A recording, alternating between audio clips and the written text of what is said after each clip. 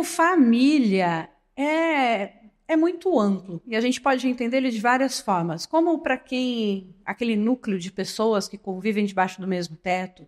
Família também são aquelas pessoas que geraram você, pai, mãe, avós, seu núcleo familiar. Tem muitas formas da gente entender família. Algumas pessoas dizem que família quem são aquelas pessoas que você escolhe trazer para dentro do seu convívio e amá-los. A gente pode entender de muitas formas o que é família, mas uma das coisas que a gente entende é que o autodesenvolvimento e a sua busca para ser uma pessoa melhor, para ser um profissional melhor, começa na base, começa na família.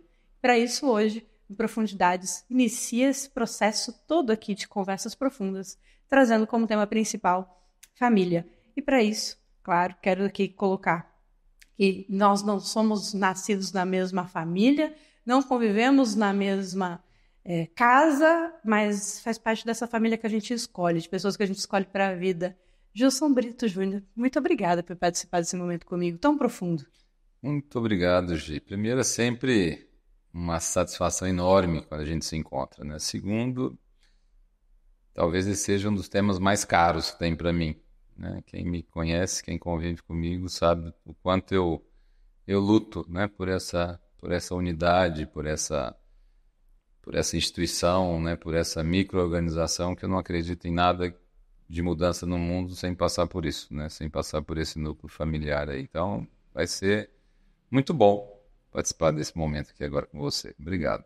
Tudo bem. Eu quero que você que nos acompanha pense, antes da gente aprofundar nesse assunto, o que significa família para você? Quem é a sua família? Quem são os seus familiares, as pessoas que você elegeu para chamar de família, né?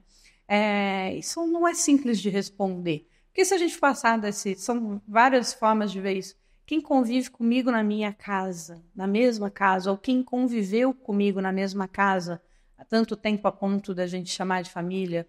Quem são as pessoas, aquele núcleo genético ou de criação, né, que veio junto comigo, né? As pessoas que me geraram, as pessoas que foram responsáveis por mim? Ou quem são os amigos tão presentes que hoje a gente entende que é família, né? Quais são esses laços? E aí, por que a gente está trazendo esse tema? Porque sempre que a viagem para autodesenvolvimento, a viagem para se tornar um bom líder, ele começa olhando para dentro, né? É para dentro o caminho. E para a gente olhar para dentro, a gente tem que fazer essa base. De onde eu vim? Né? Qual é a minha construção familiar? Quais são os valores que me movem e de onde eles vieram? Foram forjados onde? Qual que é o primeiro núcleo de cultura do qual eu cresci e pertenço? Ou qual eu cresci e defini não pertencer mais, porque também são caminhos, né? Então, acho que a gente tinha que começar falando. Acho que é um assunto muito sério, muito profundo, que precisava vir para essa mesa antes da gente fazer qualquer outra coisa. Então, para começar, me diz o que você entende pelo conceito de família. Qual é o conceito de família de Gilson Brito? Como você falou, é um conceito, ele é amplo, porque ele não dá para a gente ater a um núcleo só, né? Eu tenho para mim família como a primeira organização básica que qualquer um participa, né? Eu fico sempre curioso quando eu vejo a combinação, a perfeição que é a combinação de um macho com uma fêmea, né, falando do ponto de vista biológico, né, de como essa mistura de seres que aparentemente são semelhantes, né, mas que são muito distintos e se fundem dando origem a uma terceira vida, né, que nasce de uma mistura direta. Eu sempre falo de 6 pessoas, não só de 2. Né, porque é pai, mãe, vô e vó de ambos os lados.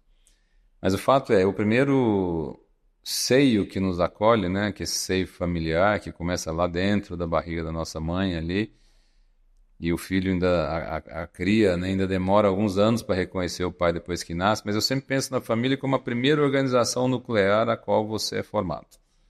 Que começa com a nossa primeira família, que quando a gente nasce, todo o nosso foco de atenção está nos nossos pais. Então eu chamo da nossa família primária ali.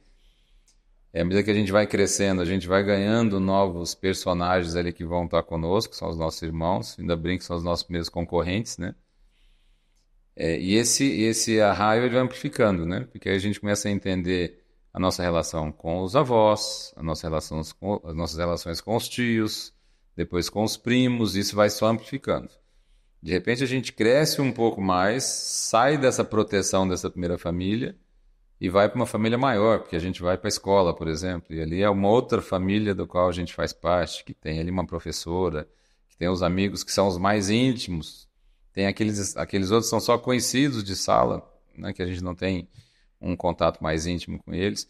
Isso só vai expandindo. E dentro da própria família nuclear, né, começa com a prioridade nos pais, de repente a gente se casa, o foco já mudou para o companheiro ou para a companheira, passa mais um pouco, a gente tem filhos, o foco já mudou de novo, e nenhum deixou de ter importância, né? São só posições distintas de quem exige maior ou menor atenção naquela hora. Então eu vejo a família como uma estrutura de preparo e acolhida, aonde você vai receber todo o apoio necessário para se desenvolver, até que você consiga estar preparado para um outro passo. Então, acho que a melhor tradução que eu poderia dar é essa, né? Porque são famílias que a gente participa ao longo do tempo, como se abriu o episódio dizendo. Nós participamos de uma família, nós escolhemos estar numa mesma família que está cuidando de outros membros de uma família um pouco maior. E eu acho que isso dá um senso muito bom de pertencimento, né? De ter origem, de estar ligado a alguma coisa. Por isso que a gente fala, quando a gente fala isso me soa familiar, é o quê? Isso me deixa confortável, isso me dá identificação com algo que parece comigo. Então a família para mim é isso, né? Esse núcleo que te acolhe, que te prepara e te apoia até o ponto que você está apto para um outro salto. E aí vai mudando esses níveis aí de família. Acho que essa é uma boa conceituação.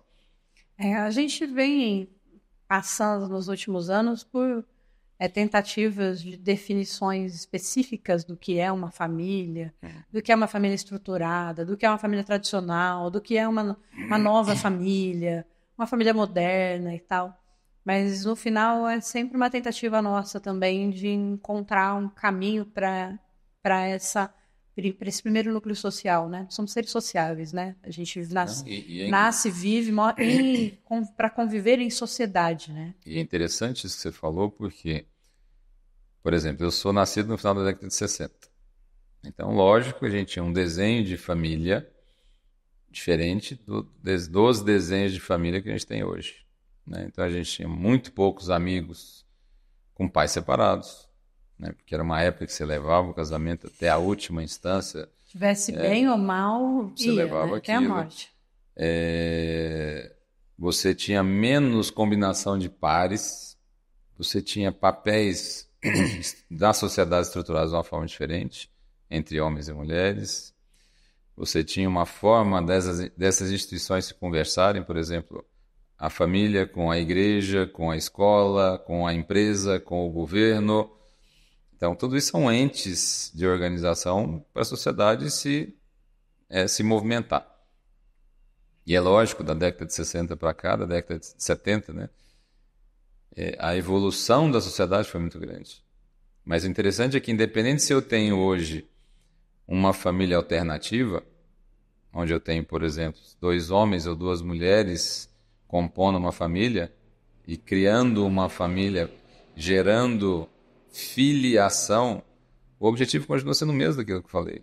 Um ambiente que é para te dar segurança, para te dar condição de crescimento, condição de sobrevivência, para que você chegue num ponto de estar apto a ir adiante.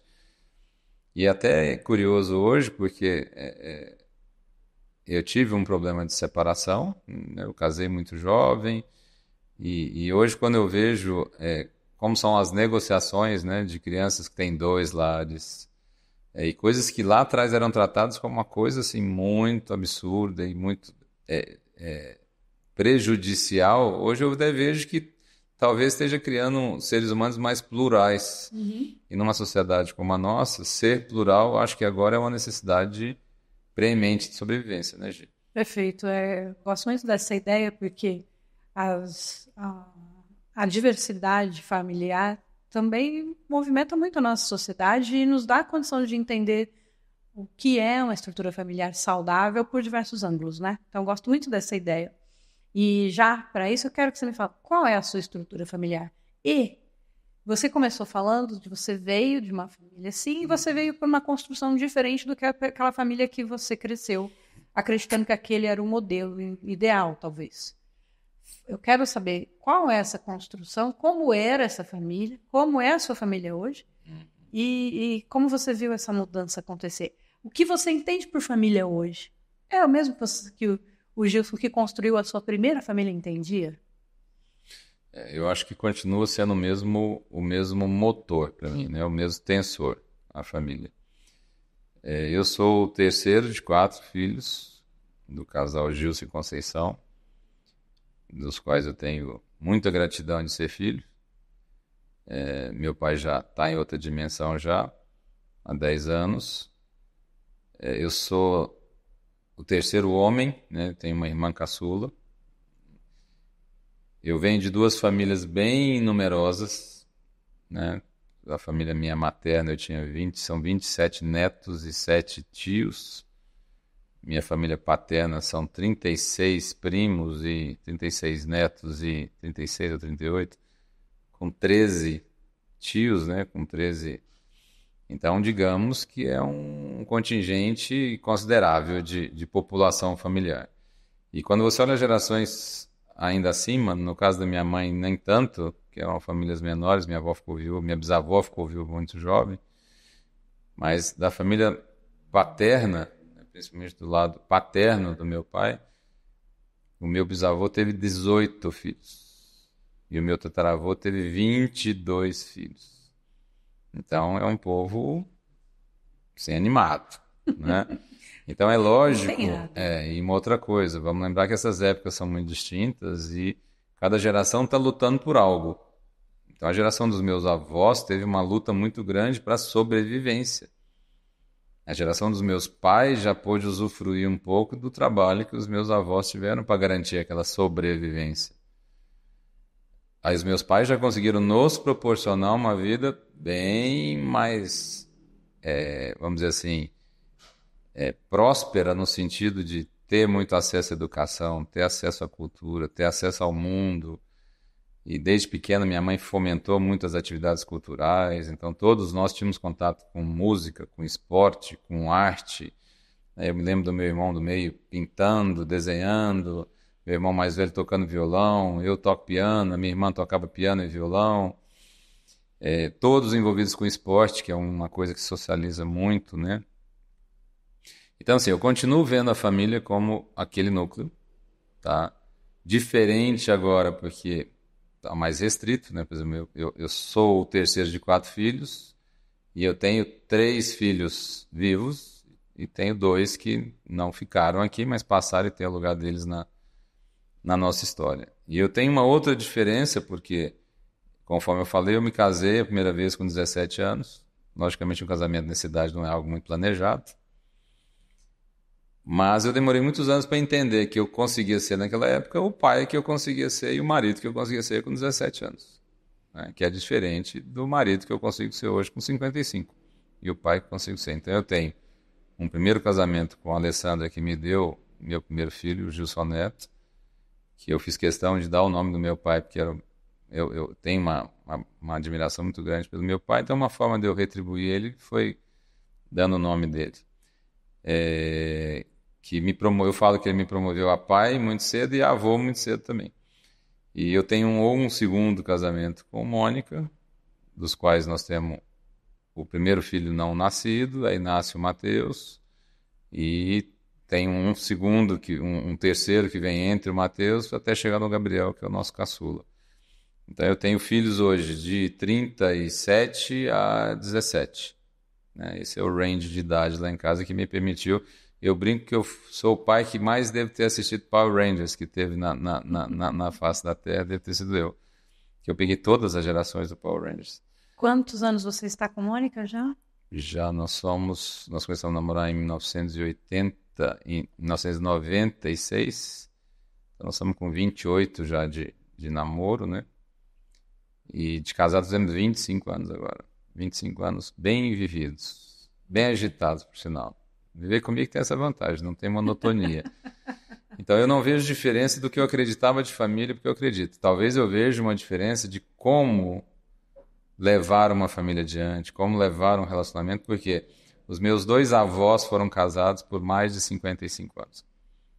E os dois eram exemplos de união.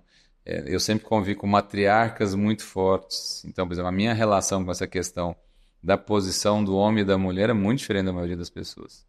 Porque eu fui criado num ambiente onde as mulheres tinham muita força, muita autonomia, né?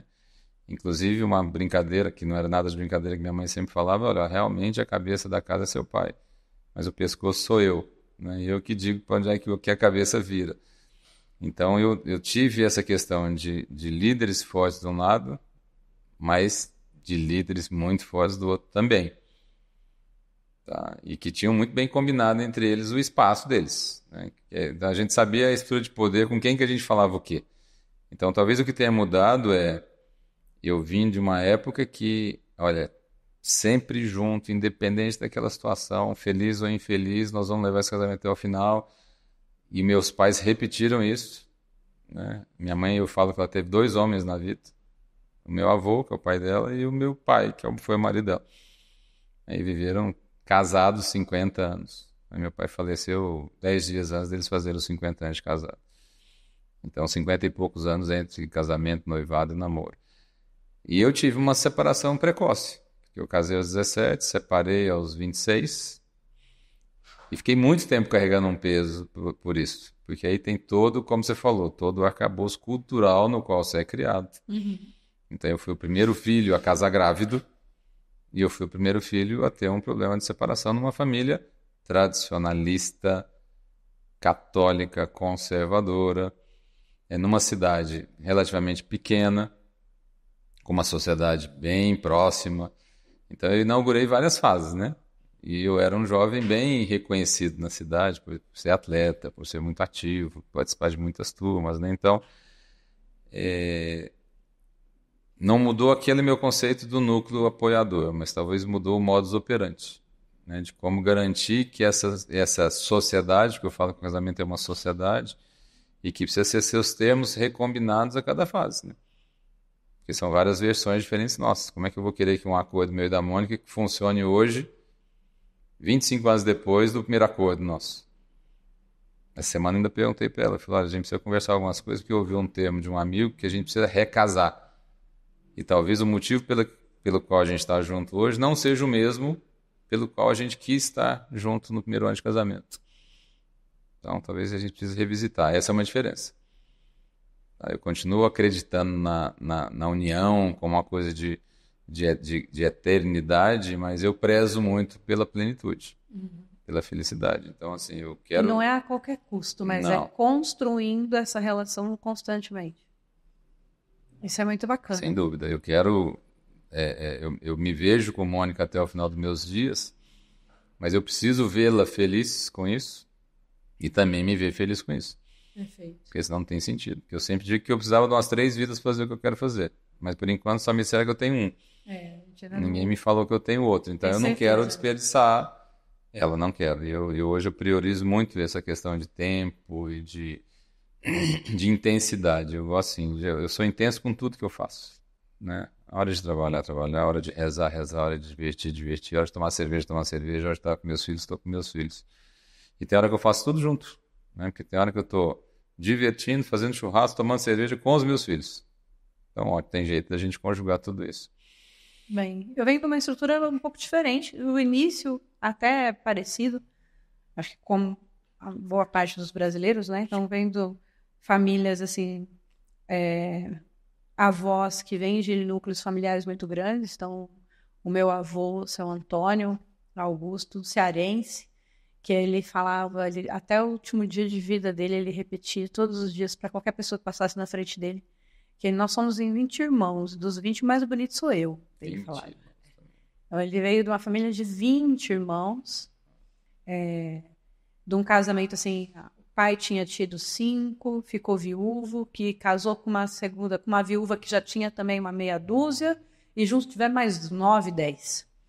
Então, assim, No total, essa família tinha 20 irmãos. E aí ele foi para São Paulo, conheceu a minha avó, que também vinha do núcleo familiar, que eles eram, acho que, 6 irmãos, 5 irmãos e irmãs, né? E aí tiveram 6 filhos. A minha mãe, por sua vez, teve 4. E aí eu tive uma. E aí a minha mãe casou-se com meu pai, ela conta isso, que ela casou com meu pai, porque a minha avó era uma família muito dura, muito difícil. Ela é 5 homens e só minha mãe de mulher. Então minha mãe A ternura em pessoa.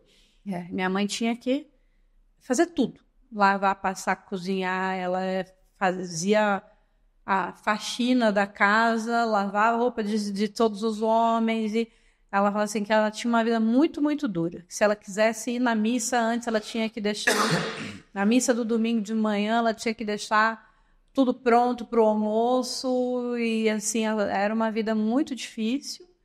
E ela tentou arrumar os namorados e minha avó não gostava de nenhum. E aí, do meu pai, minha avó gostou. E aí, minha mãe se casou com o meu pai, não por amor, mas porque ela tinha uma chance de ir construir a vida dela.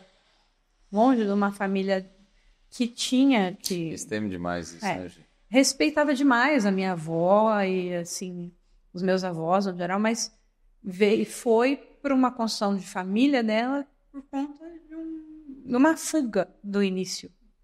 E, obviamente, esse casamento também culminou numa separação.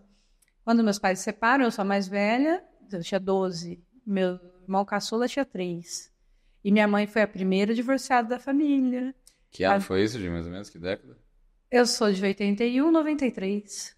12 anos. Então, Numa década que ainda tinha muita cobrança. Começo desse movimento, né? Então, ela também foi a primeira divorciada. E aí, quando uma mulher... Você já deve ter tido mais colegas Sim, com esse desenho. Sim. Né, do que eu tive. Mas, assim, né? Ela demorou muito para tomar essa decisão, ainda mais porque era uma mulher saindo de casa com os filhos. Imagina a dificuldade, né?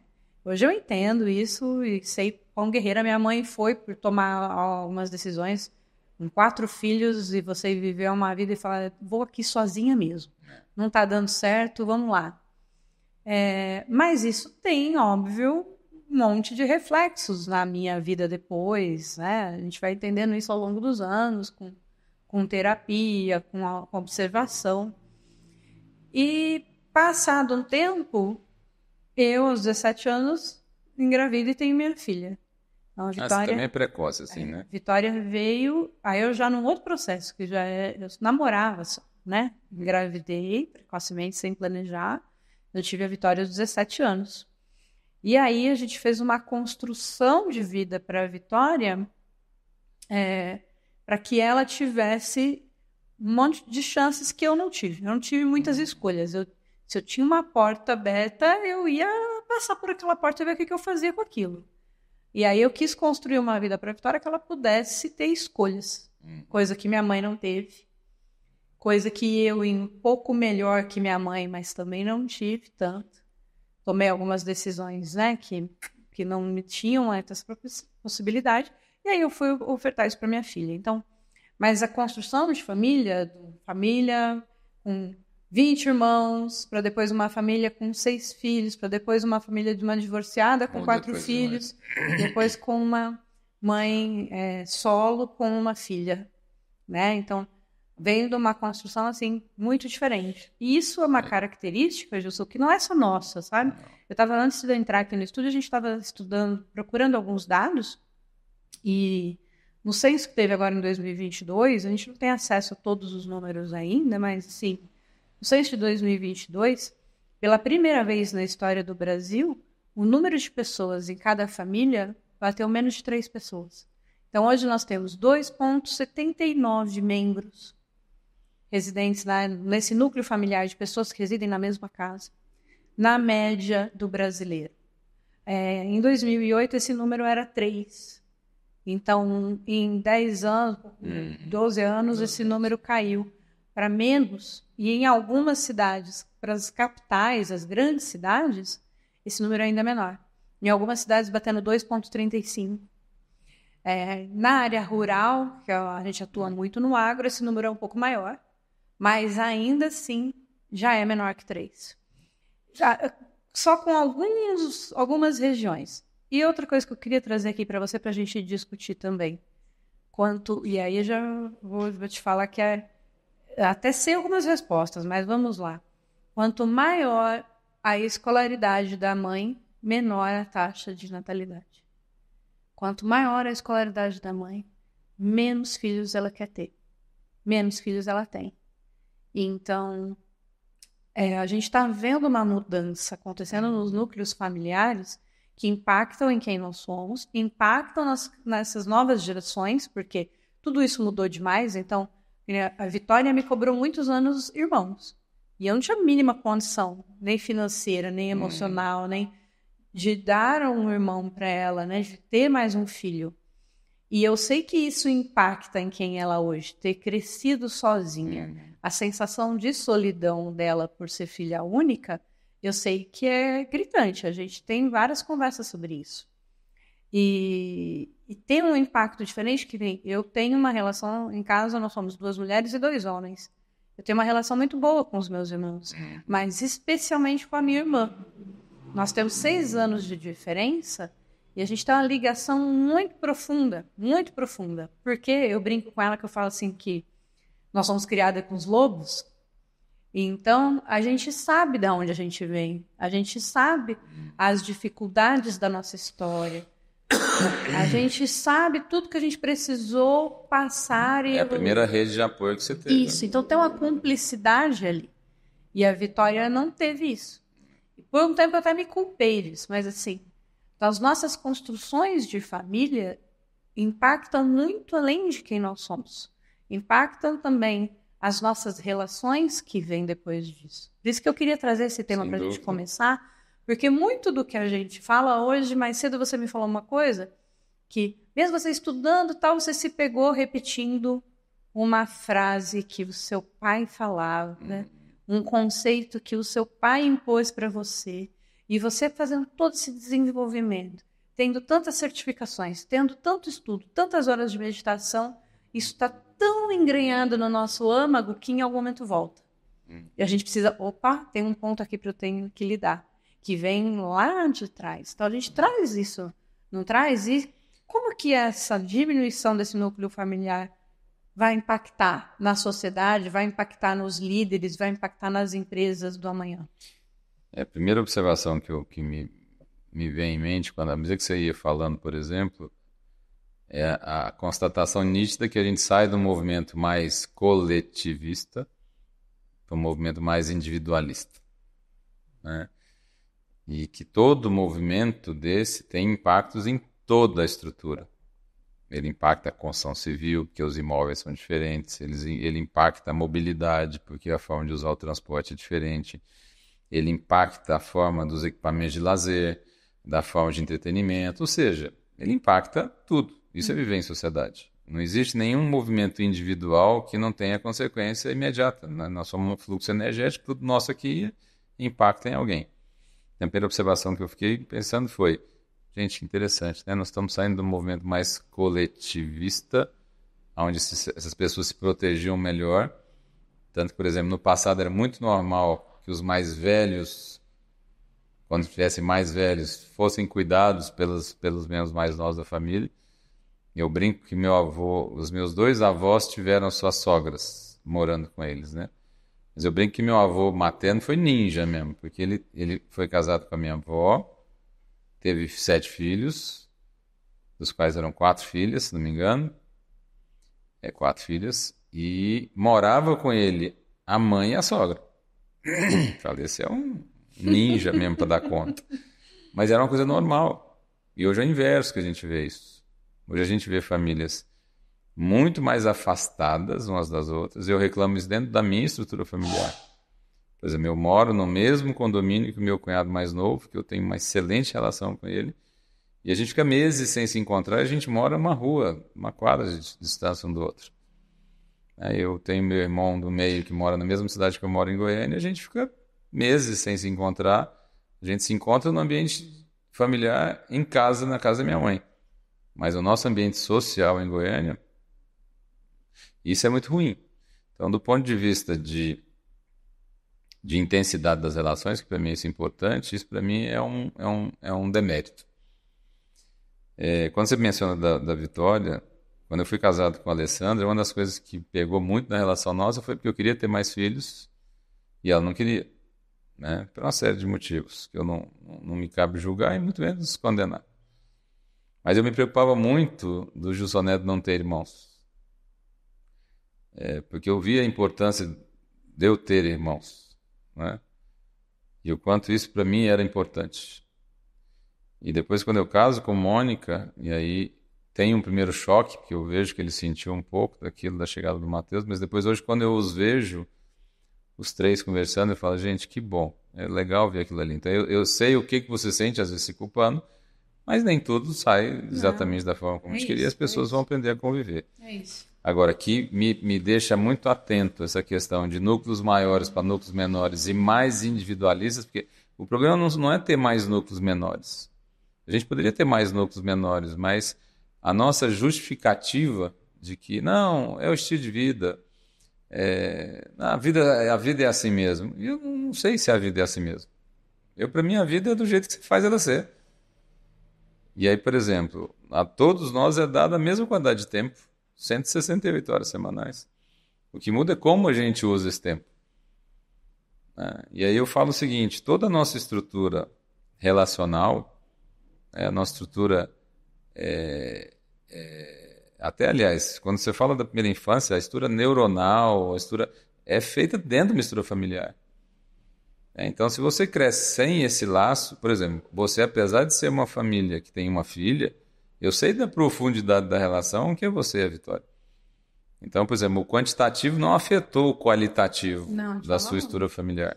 Você continua convivendo com a sua geração anterior, você tem contato cotidiano com seus irmãos, você tem um contato muito íntimo com a sua filha e vocês ainda conseguem conciliar isso. Mesmo morando a 1.000 quilômetros de distância. Exatamente. Então, isso é algo que nós temos que cultivar. Mas é esse a ideia, Gilson. O que eu vejo sempre assim, a gente tem que tomar consciência do que são as relações que a gente constrói, tá? Todas as relações, assim, a gente tem o tempo todo relações sendo construídas, o tempo todo. Com o porteiro do prédio, com os pais, com os filhos, com os amigos de longa data, com os novos amigos, com os colegas de trabalho, com os funcionários, com os gestores, enfim. Com o Uber, o tempo todo nós temos relações sendo construídas. Essas relações... Gerando impactos, sempre. Positivos ou negativos. Exato. Essas relações, às vezes, elas são muito curtas, né? Uma corrida de Uber que leva 5 minutos. Ou pode levar a vida toda, com pai, mãe, filhos, né? Por anos, com sociedades, mas são relações que precisam ser construídas o tempo todo. E aí, na questão da família, isso também é uma realidade, né? Então, quando você fala que nós todos temos 160 horas semanais, eu concordo em partes. Porque nós temos as mesmas 168 horas. Mas quando você precisa pegar 2 ônibus para trabalhar, esquentar uma marmita que depois à noite você vai ter que pegar 2 ônibus para voltar, fazer a marmita, cuidar do uniforme das crianças, botar na mochila, lavar a louça, limpar a casa sozinho para no dia seguinte, às 5 horas da manhã, começar de novo, tem um peso diferente. Então, e aí, às vezes, a gente constrói relações com o que dá. E o que dá, às vezes, não é o suficiente. O que dá, às vezes, falta. Eu concordo com você. E, de novo, eu vou colocar a questão do livre-arbítrio. Porque, assim, o fato... eu falo que nós somos seres aspiracionais, né? O ser humano é o único ser aspiracional que tem. E o ser aspiracional, ele sempre se inspira em alguma coisa. Então, por exemplo, nós vivemos um processo de urbanização no decorrer do século XX. Uhum. E que no século XX então está vivendo de metropolização, né? Um crescimento mais intenso de regiões metropolitanas. E aí, por exemplo, no passado, nos foi passado e nos foi inspirado que a vida na cidade, né, era melhor e que a vida na cidade grande era melhor ainda do que a vida na cidade pequena.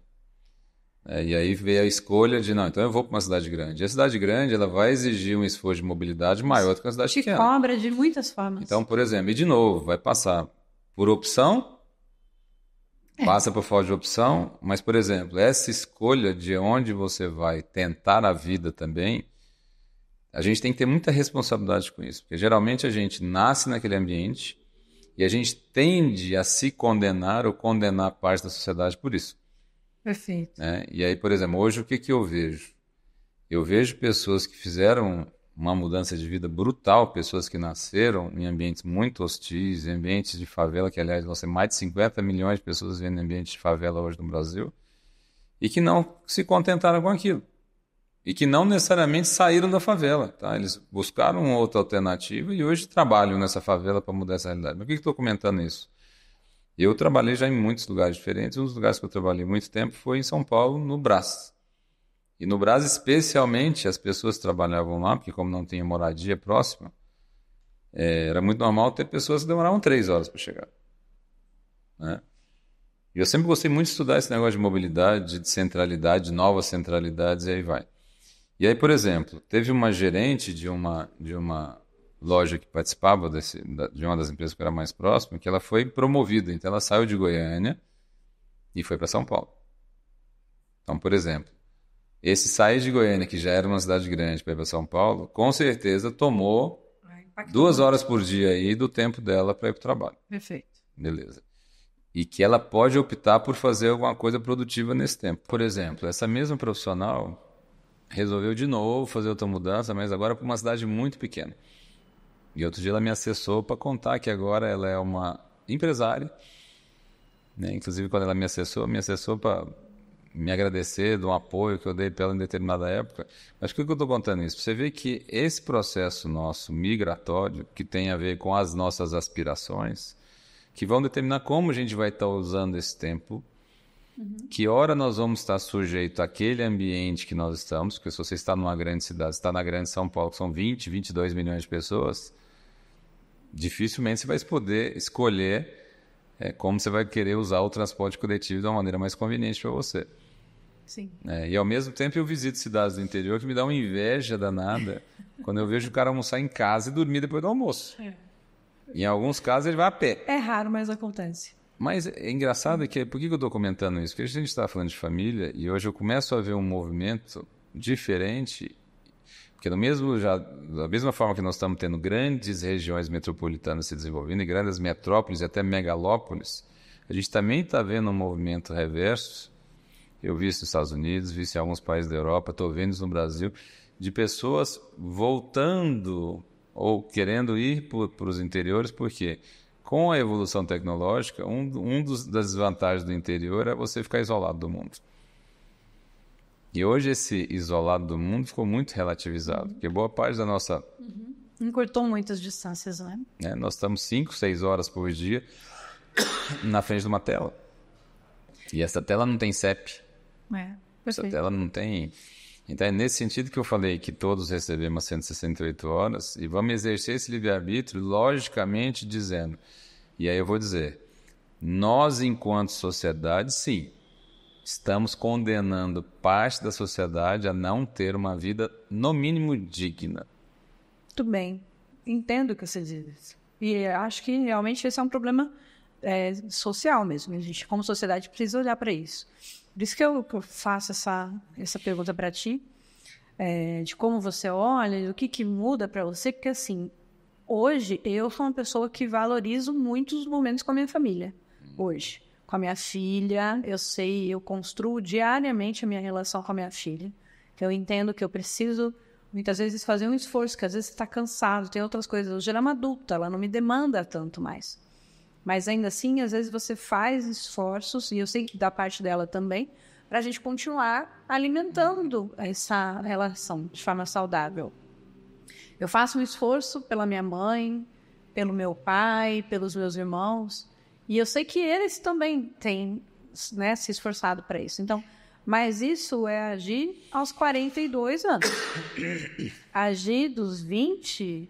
não tinha essa intenção. A agir dos 30 visualizava isso de outra forma. Então, eu fui aumentando a minha consciência do que... Você puxou a estatística para baixo, né? Paciência, né? Porque você sabe exatamente o que está envolvido, você sabe o desafio que você teve lá atrás. Sim. Tá, e nesse ponto é o que você falou, à medida que cresce o nível de escolaridade, que não necessariamente significa que subiu o nível de consciência, que talvez a gente consiga ampliar o nível de consciência, mesmo não alterando a escolaridade. Fato, verdade. O ideal é que as duas coisas andem em conjunto, mas o fato é, maior condição de leitura do que envolve o que nós estamos fazendo nos dá maior poder de decisão, mais autonomia. E é por isso que eu fico muito preocupado com famílias muito carentes de um preparo básico, que a pessoa não tem noção do quão sério é ter uma procriação tão intensa daquela de ter 8, 10 filhos hoje em dia, numa família que não tem nenhuma mistura de renda, nenhuma mistura de apoio. E que cá entre nós tem muito pouca gente cuidando desse povo. Desculpa. Não, exatamente. Isso, os dados mostram isso, inclusive, que em regiões mais pobres as pessoas têm mais filhos. Porque talvez também não tenham acessado, tem mais dificuldade para acessar informação, tem mais dificuldade para para adquirir métodos anticoncepcionais, né, assim, que realmente sejam possíveis de ser usados, enfim. Tem muitas coisas como sociedade. E à medida que a gente vai tomando consciência, então, eu fui tomando consciência que eu só ia ter uma filha e eu fiz o possível para que essa construção seja salutar para as duas. Eu sei o trabalho que dá a maternidade também. E, portanto, depois eu optei, e hoje eu opto por não ter mais filhos. Né? Então, a gente vai fazendo construções diferentes, mas entender, tomar consciência do que é família, de como os meus...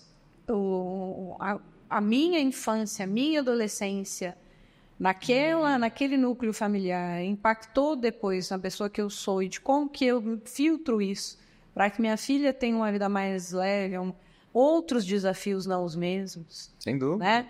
Então, essa tomada de consciência, por isso que eu acho que a gente tem que falar muito sobre esse tema família, porque ele é muito amplo, ele é muito complexo, muito profundo, tem muitas camadas de coisas para a gente acessar. Muitas nuances aí a serem consideradas. Muitas. E para a gente não falar só da nossa visão de família, a gente inclusive convidou as nossas famílias a falar o que eles pensam sobre isso.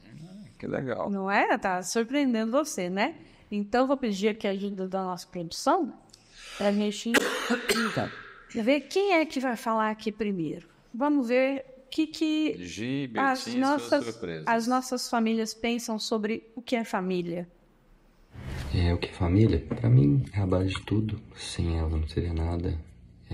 Eu vejo que a família é a primeira comunidade que você se integra e você sai de lá muito bem formado. No meu caso, eu saí muito bem formado, sairei no caso, né? E eu tenho muita coisa para agradecer para eles. E como a minha base familiar foi importante para mim, foi bom, foi importante porque nunca faltou nada para mim, foi algo que eu nunca precisei de muita coisa, né? Precisei, mas tudo que eu precisava, minha família conseguiu pagar. Foi algo que me formou, né? Como pessoa, quem eu sou hoje, graças à minha base familiar. E é isso. E a minha relação com minha mãe é algo que eu não consigo explicar com palavras nem ações, mas é algo muito importante pra mim, que também é graças a ela. Eu sou, muita parte do que eu sou é graças a ela. Uma pessoa fofa, que eu tento ser, né? Equilibrada, e eu admiro muito minha mãe. Eu tenho muito orgulho de quem ela é e o que ela faz pela família. E aí, pai, tudo bem? Senhor Benção, pedindo para gravar esse vídeo aqui respondendo 3 perguntinhas. A primeira é o que eu entendo de família. Para mim, família é a base de tudo, onde a gente encontra amor, apoio, compreensão, carinho incondicional, independente da situação. A família nos dá a força para continuar tentando e não desistindo da vida. A outra pergunta é como a minha base familiar foi importante para mim. Eu acho que minha base familiar ela foi essencial para o meu desenvolvimento. Vocês sempre me apoiando a seguir meus sonhos e me ensinando valores muito importantes que me ensinaram e formaram quem eu sou hoje. Acho que sem esse suporte não seria possível ser quem eu sou hoje. Oi, eu sou a Vitória, filha da Gi, e eu vim falar então sobre o que é família. Para mim, família é afeto, carinho, aconchego, é bronca, é risada.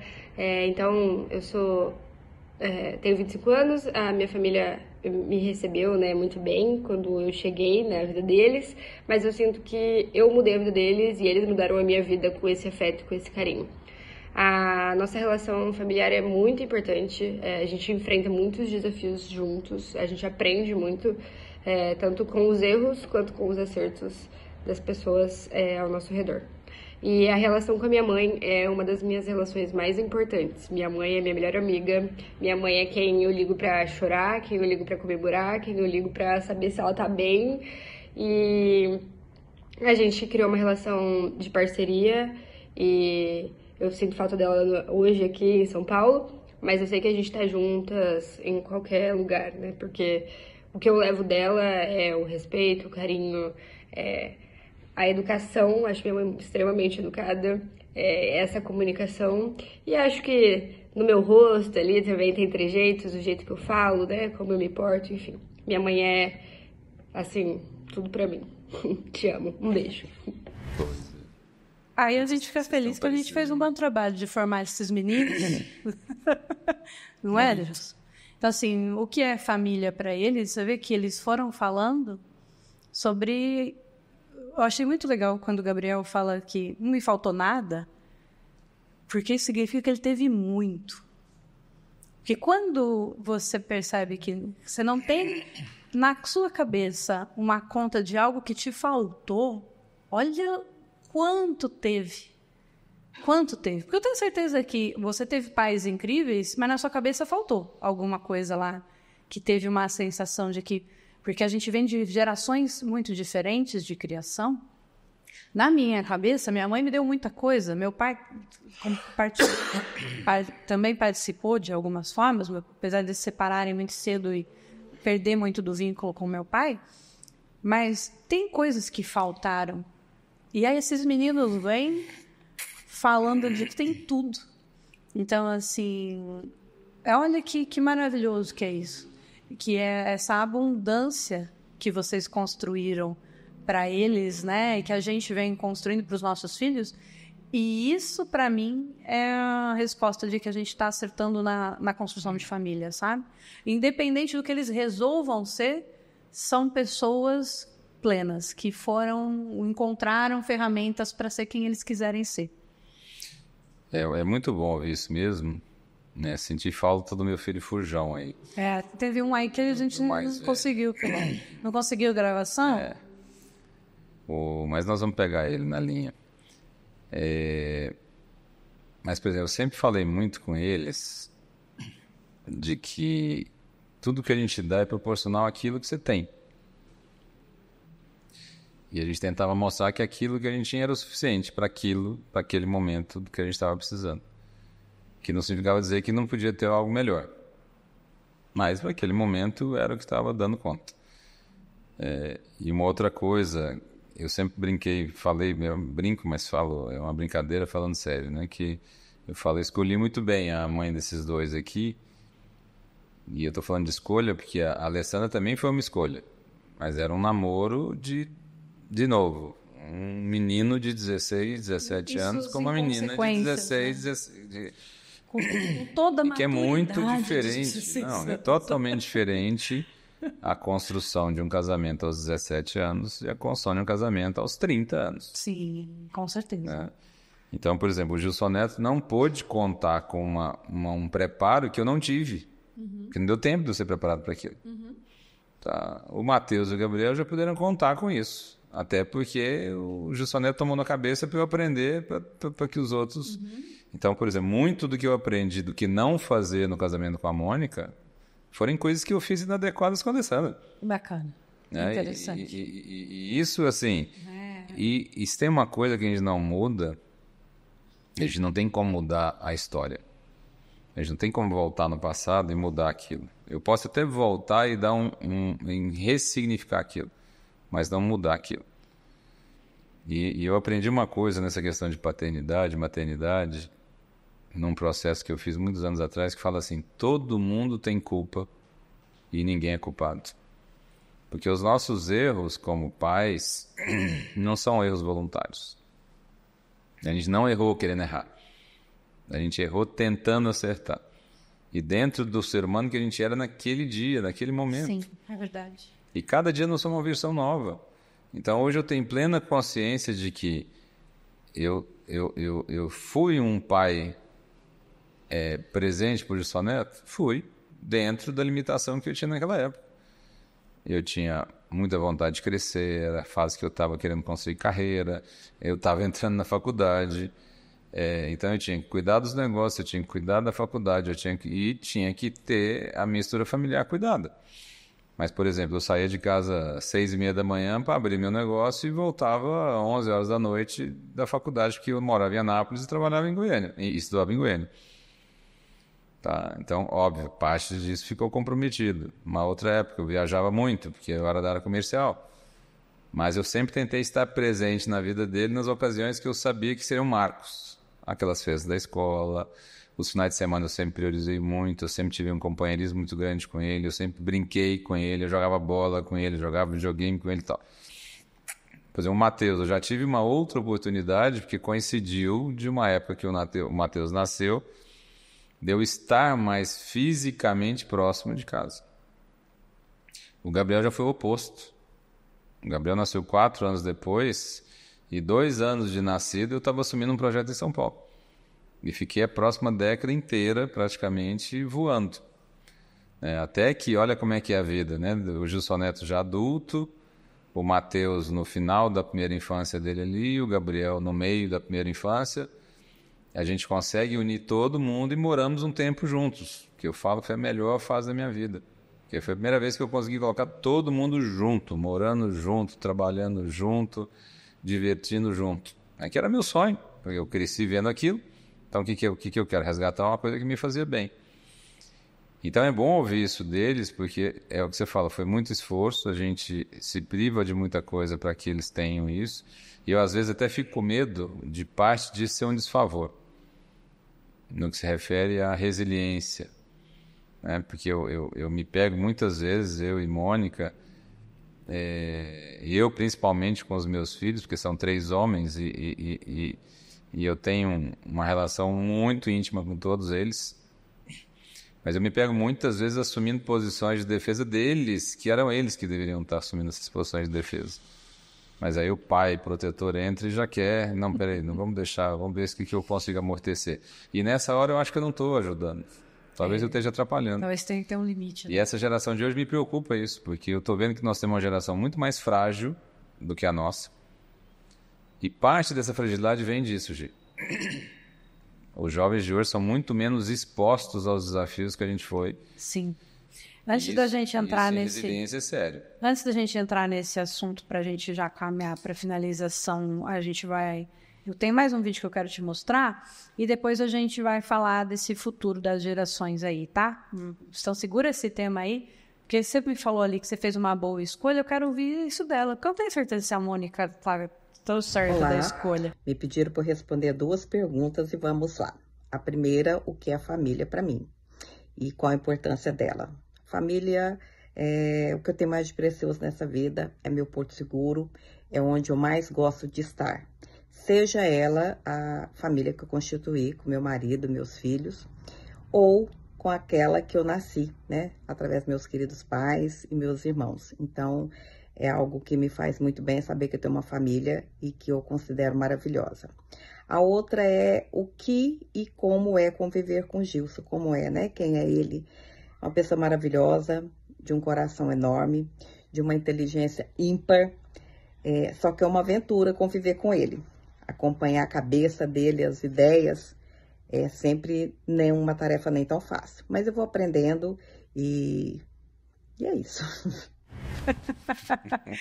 Com 25 anos está aprendendo, acho que é um bom jeito também, né, Gilson? Continua aprendendo. Eu falo lá em casa que viver comigo é insalubre. Né? Mas pelo menos não tem monotonia. Né?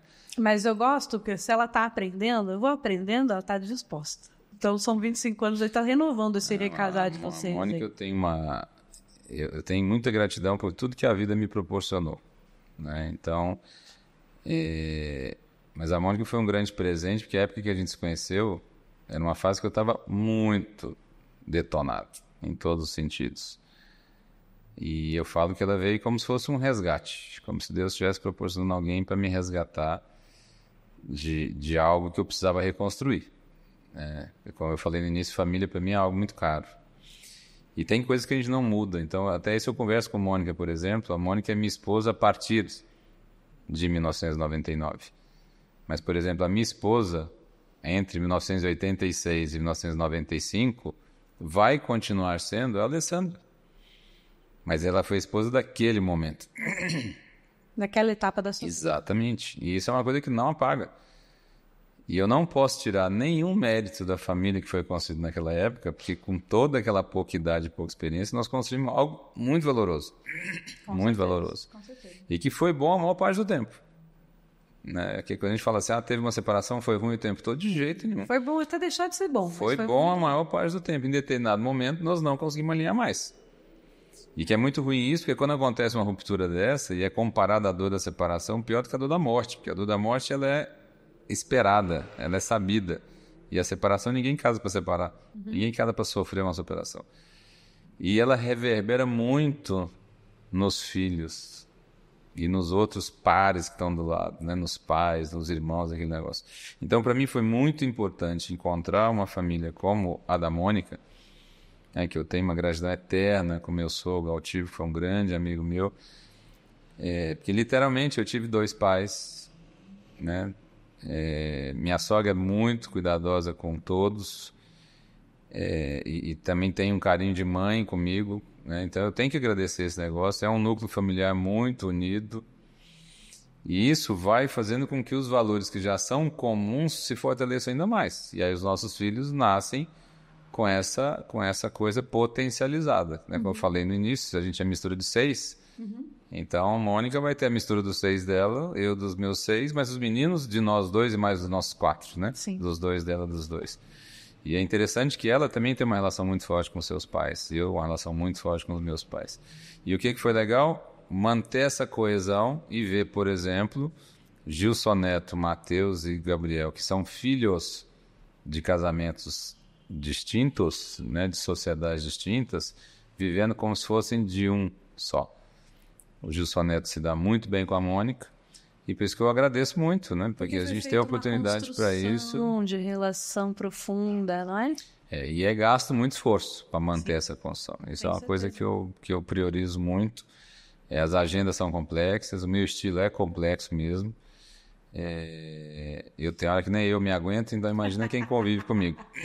Não, Mônica tá de parabéns. Mônica já ganhou o passe livre dela pro céu já. Meus filhos já estão com meio passe já.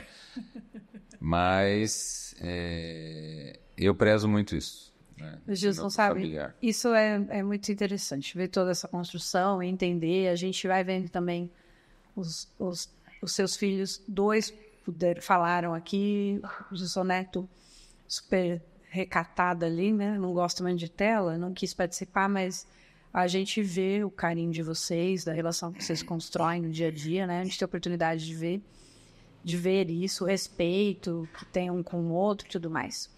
E quando a gente fala dessa construção, que nem da Vitória falando ali, de família, a Vitória veio de uma família, assim, eu falo para ela que a nossa família sou eu e ela. Mas a família dela é muito maior que eu e ela. A minha família somos nós 2, né? Mas ela tem pai, mãe, tios, avós, primas. E é uma construção maravilhosa que foi feita dos 2 lados. Então, a Vivi cresceu, o pai dela não estamos juntos desde que ela tinha 1 ano de idade. Quando ela tinha 1 ano de idade, a gente... Então ela está com 25. Então, toda a vida dela, assim, que ela se entende por gente, ela cresceu vendo o pai e a mãe separados. Mas sempre foi com muito carinho, atenção e amor a ela. E ela tem essa construção.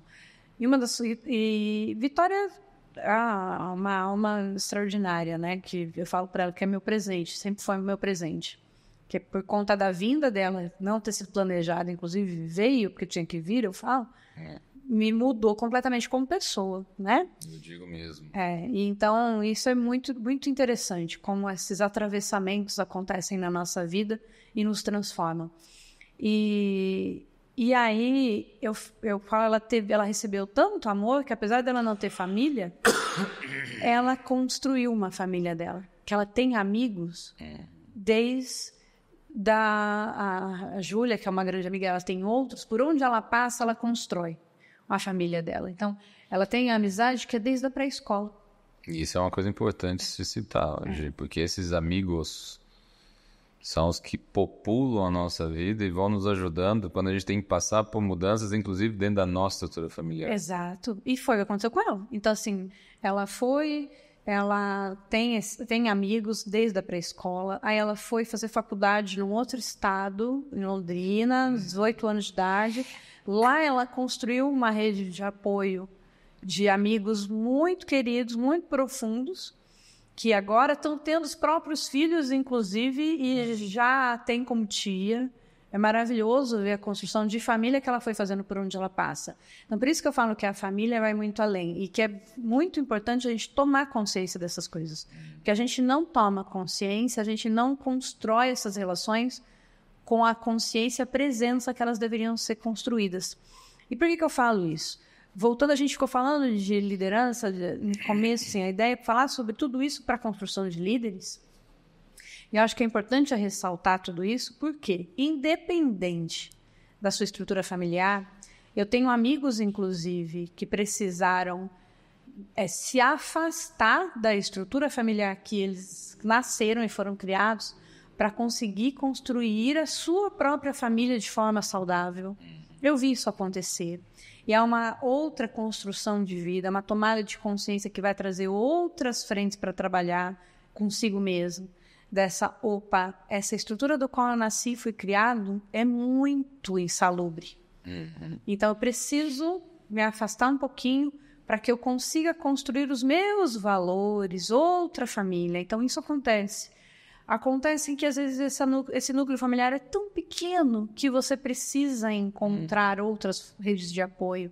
Então, e para o líder, eu quero trazer isso para a construção do líder, porque se a gente não tiver consciência nesses laços, em quem somos, da onde, por que ecoa, por que a gente ecoa nossos pais, a gente ecoa nossos avós, nossos antepassados e o que eles fizeram nessa construção familiar, a gente às vezes acaba levando adiante coisas que não são positivas.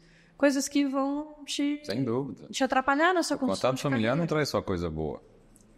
É por isso aquilo que eu falei, todo mundo é culpado, ninguém tem culpa. Porque nem tudo que nós recebemos é aquele negócio. Nos foi dito como verdade, mas é verdade para aquela pessoa, para aquele momento, para aquela situação, que não necessariamente seja uma verdade hoje para mim. Perfeito. E aí você falou uma coisa importante. Nós, como indivíduos, que independente em qual desenho de família você vai nascer, você nasce com o mesmo título de todo mundo. Indivíduo. Nessa hora do indivíduo ainda não tem nenhum outro subtítulo. Aí depois você começa a receber. Esse indivíduo é o fulano, filho de tal e tal pessoa. E aí você começa a ganhar outros rótulos, outras identificações. Mas você, por si só, é um universo. E é por isso que é muito importante esse processo do autoconhecimento, porque você nunca vai conseguir exercer sua autoliderança se você não desenvolver, em primeiro lugar, seu autoconhecimento. Exato. E o seu autoconhecimento não te condena a nada, nem ao fracasso, nem ao sucesso, por onde você nasceu, ou de quem você nasceu. Porque, de novo, vai passar por aquela questão que eu te falei da decisão, da escolha.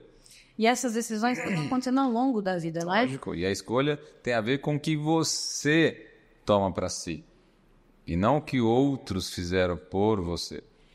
Então, meu pai pode ter sido um crápula, por exemplo. Mas a decisão minha de continuar refém daquela violência que eu era submetido é minha decisão.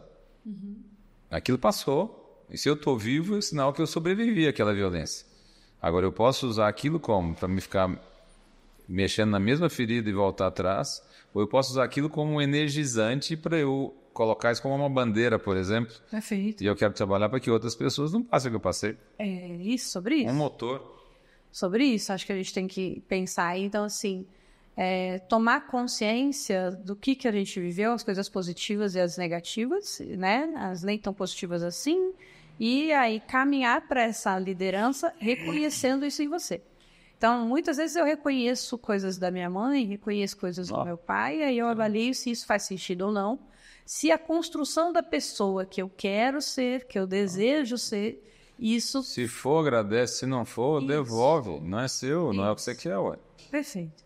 E aí, falando já dessas construções, então, assim, a gente foi... Pensando que a família era enorme, foi ficando pequenininha, a gente também tem outra mudança comportamental, já indo para essa finalização de futuro, que a gente veio de famílias muito duras, muito difíceis, muito austeras.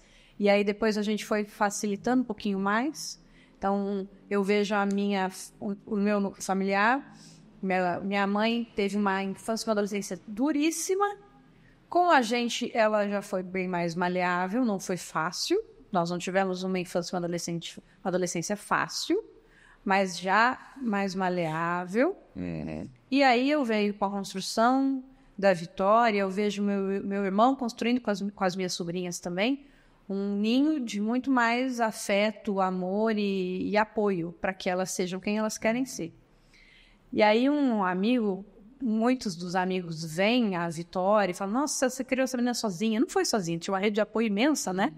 Que a gente construiu a vida da Vitória, muitas mãos. Mas o que você fez que deu certo? Aí outro dia eu falei assim para esse amigo. Até passado um tempo ele me apresentou. Ele foi assim, eu falei disso há muitos anos atrás. E aí, depois de anos, ele engravidou, né? Ele e a namorada engravidaram, hoje eles têm um menino. E quando ele foi me apresentar a namorada que já estava grávida, ele falou assim, ele me apresentou da seguinte forma para a namorada. A Gi é quem falou que as crianças não podem ser especial. Aí eu falei assim, que história é essa? Ele falou assim, você não lembra dessa conversa que a gente teve um dia? Eu falei, não, que conversa? Ele falou assim, um dia a gente estava falando, eu perguntei o que você tinha feito para educar a Vitória tão bem e tal. E você me falou assim, eu acho que o segredo é a gente dizer para eles que eles não são especiais. Aí, como assim? Aí, fora de contexto, isso é esquisito, tá? Mas o que acontece? A gente está vendo uma geração onde a gente, para tentar curar as nossas feridas, tem falado para essas crianças o tempo todo, você é especial, você é isso, você é maravilhoso, você é inteligente, você é lindo, você é isso, você é aquilo e tal. E eles estão crescendo nessa bolha achando que eles são maravilhosos e que está tudo ganho, está tudo posto. E aí eu pensei, não é assim. Não é. O número de pessoas especiais desse mundo que a gente vive aqui é muito pequeno. E a gente tem que construir habilidades para ser especial. Mas para construir habilidade, a gente tem que começar do começo. Nada que você faz pela primeira vez é bem feito, nem na segunda, nem na quinta.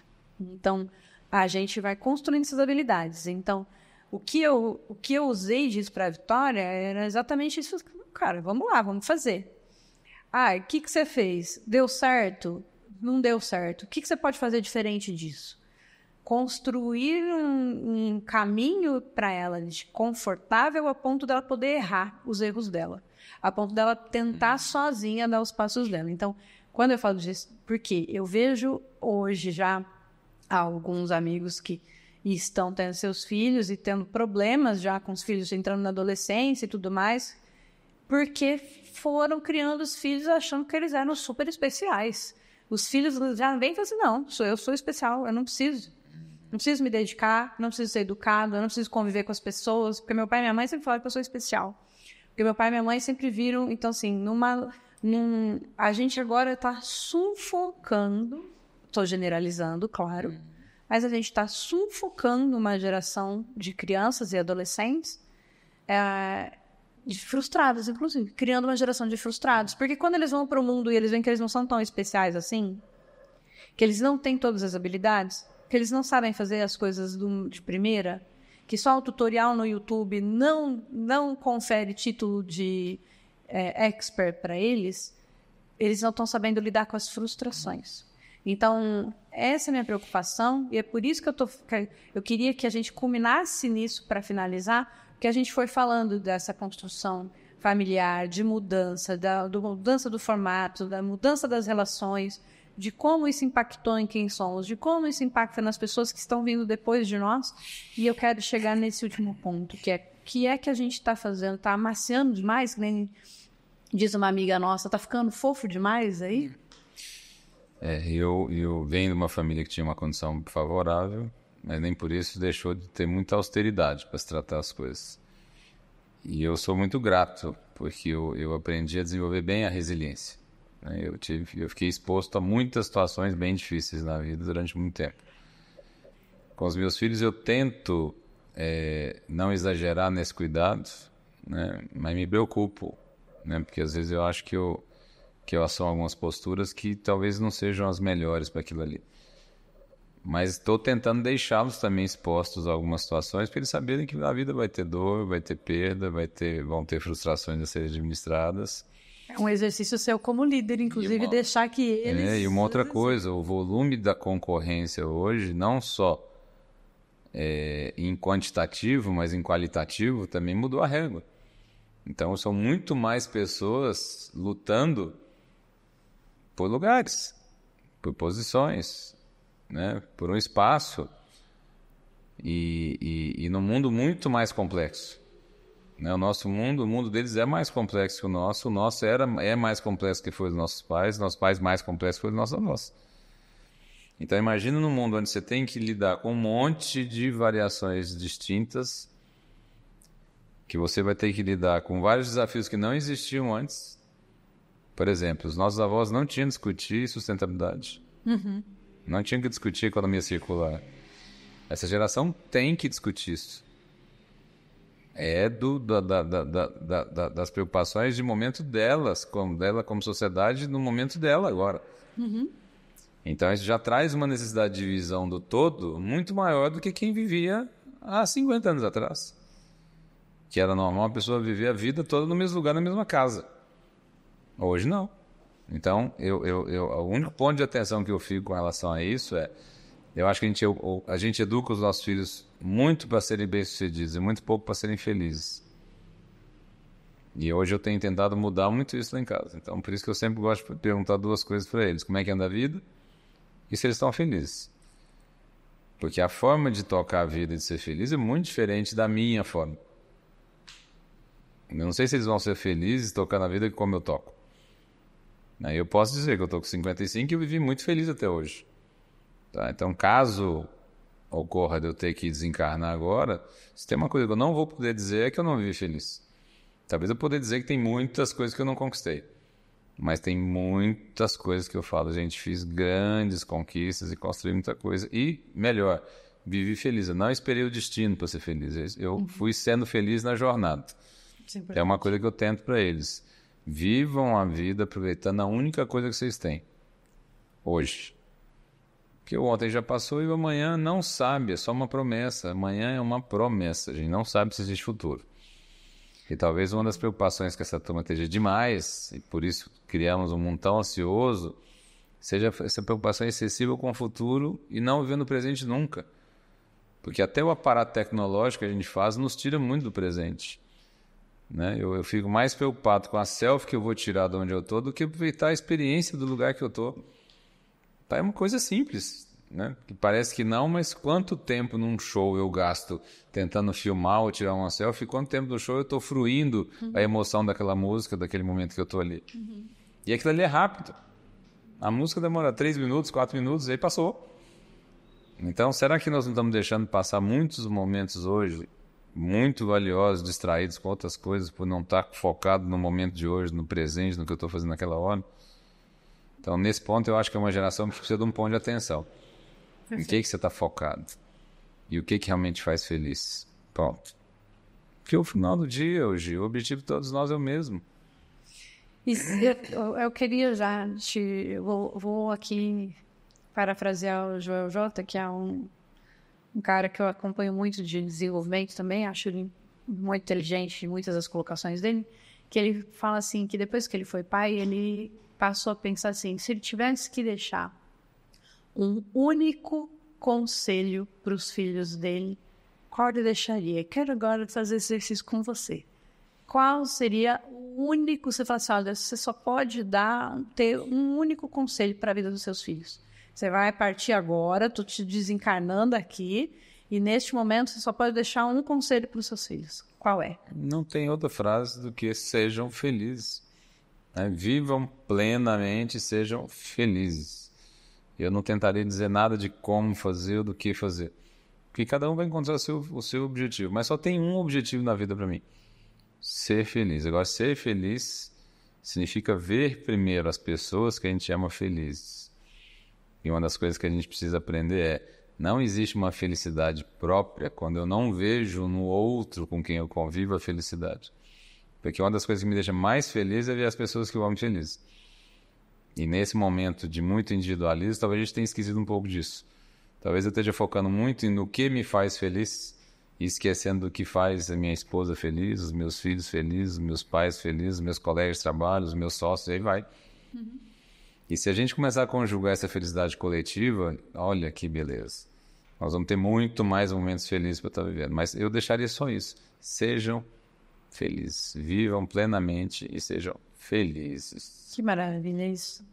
E aí eu pensei aqui também comigo que já é uma coisa que eu repito para a Vitória há muito tempo, e vou deixar aqui também, que é caminhando por essa mesma linha, que eu sempre falo para ela que o exercício é a gente encontrar felicidade nas pequenas coisas.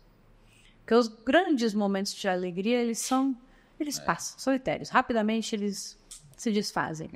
Mas o exercício é encontrar pequenos momentos de felicidade.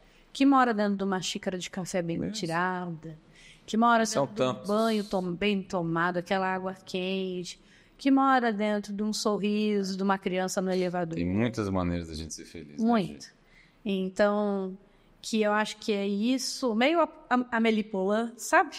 Meio a Melipolã, é muito inocente? Não. A vida, ela tem inúmeras formas de nos surpreender. E a maioria dos dias são dias cruzeiros, eu falo para ela. A gente tem os dias que acontecem muitas coisas, muitas coisas. Tem momentos onde a gente está vivendo revoluções na carreira, no trabalho, nos relacionamentos. Mas a maior parte dos dias, Gilson, a gente passa naquele modo cruzeiro, sabe? Do avião, não está acontecendo nada. Você não está nem vendo ele passar. Ele está passando no modo cruzeiro, você vai acordar... Eu tô precisando de uns dias desses, viu, gente? Você não tem muitos, não. Mas a maioria dos dias passam nesse modo cruzeiro, que no final da vida a gente não vai lembrar desses dias. Só que, como que a gente se mantém saudável mentalmente, emocionalmente, para os dias turbulentos ou de grandes revoluções?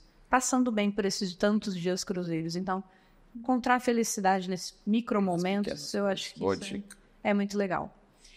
E aí, eu acho que assim, esse tema a gente vai ter que voltar a ele em outras vezes, porque tem tanta coisa pra gente falar, e tem outras visões que a gente trouxe da gente pros filhos, né? Mas aí se a gente for falar com Dona Conceição, se a gente for falar com Dona Cristina, eu tenho certeza que tem outras visões. Tem outras variáveis pra mesa. E tem outras coisas que eu acho que a gente tem que trazer pra mesa, assim, de afetos, de relações, de construção de base familiar mesmo, do que a gente traz de gatilhos e do que a gente traz também de oportunidades de crescimento, enfim. Então tem muito assunto. Acho que quando a gente fala de família, tem horas e horas de conversa, porque é muito profundo. Mas começamos. O importante era começar. Profundidades tinha que começar. Então, começamos, isso é importante. Iniciamos esses assuntos tão profundos e teremos muitos temas aqui. E aí eu quero convidar quem está nos acompanhando a deixar também aqui nos comentários temas que vocês gostariam que a gente fizesse uma análise mais profunda. O que você gostaria de conversar? Quais são as encurações da sua mente aí que você gostaria que a gente aqui trouxesse especialistas, fosse buscar aqui participações também online de outras pessoas, de outras mentes pensantes, para a gente discutir e trazer luz aqui até os cantinhos mais profundos da nossa alma. Vamos falar disso? Vamos olhar com profundidade para os nossos sentimentos, para a nossa carreira, para a nossa construção humana. Sejamos quem somos, mas que sejamos profundos, né? Que de gente superficial e rasa, tem muita gente aí, não estão fazendo grande diferença no mundo. Então vamos olhar com profundidade para as coisas. Obrigado por participar Vamos comigo lá. desse Eu que momento. agradeço, Gi. Sigamos adiante, que esse tema, esse espaço merece muitas discussões relevantes, profundas. E teremos, certamente. Obrigado e até a próxima. Obrigada a você que ficou com a gente até aqui. Até a próxima. E não esquece